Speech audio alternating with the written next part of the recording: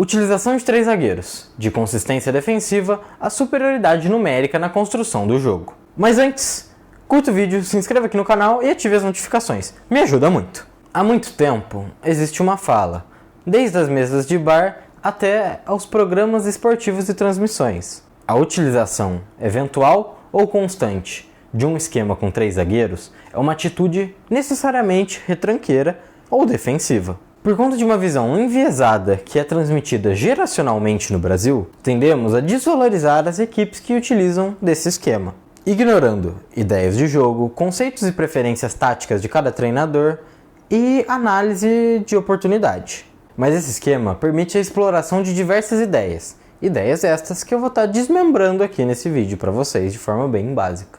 Algumas equipes não contam com meias ou atacantes capazes de oferecer amplitude e ou profundidade, conceitos muito importantes para o jogo moderno. E, portanto, utilizam de 3 zagueiros para poder dar liberdade aos seus laterais, que nesse caso viram alas. Outro exemplo, saídas de bola como a 3+2, a 3+1 ou a lavoupiana vem se popularizando pelo mundo todo, nos mais diversos níveis de enfrentamento. E todas elas, conceitualmente, dependem de uma fase de construção com 3 homens na primeira linha.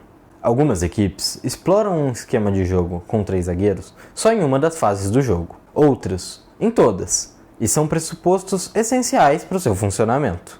Isso varia de time para time, de acordo com a ideia de cada técnico para cada jogo. Normalmente, quando se utiliza um esquema com 3 zagueiros, no momento defensivo, os alas descem para poder fazer essa recomposição e formar, por exemplo, uma linha de 5, ou cada um em uma linha, um que funcione mais como um defensor e o outro numa segunda linha de marcação. Enfim, o que importa é que esses alas são jogadores participativos na recuperação da bola também.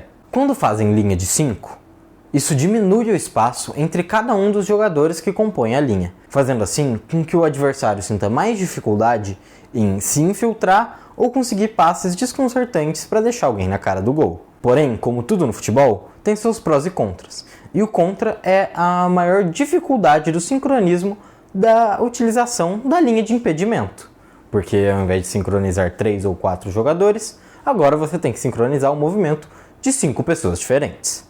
Uma equipe com um esquema predominante de 3 zagueiros pode abaixar suas linhas para receber o adversário e depender muito de contra-ataques para suas criações. Pode também utilizar desses 3 zagueiros para construção de jogo e mandar mais um jogador para o campo ofensivo e dessa forma criar mais superioridades na frente, construindo o jogo com passes e tabelas. Ou pode também buscar algo mais autoral, como por exemplo faz o Conte e o Inzaghi nessa temporada na Inter de Milão, com alguns desses princípios sendo modificados de jogo a jogo, adversário a adversário, ou atraindo o adversário para o seu próprio campo com a posse, para então gerar um falso contra-ataque e depender da velocidade dos seus atletas para assim poder chegar ao gol. Enfim, as formas são inúmeras. No futebol moderno, é comum que muitos dos times utilizam de 3 zagueiros em pelo menos uma das fases fluidas do jogo. Conceito esse que eu expliquei no último vídeo dessa série. E essa utilização acontece por conta das diversas possibilidades que eu acabei de explicar que esse tipo de esquema traz em cada uma das fases do jogo. Grandes times desse século, envolvidos ou não com o futebol brasileiro, foram muito campeões utilizando desse princípio.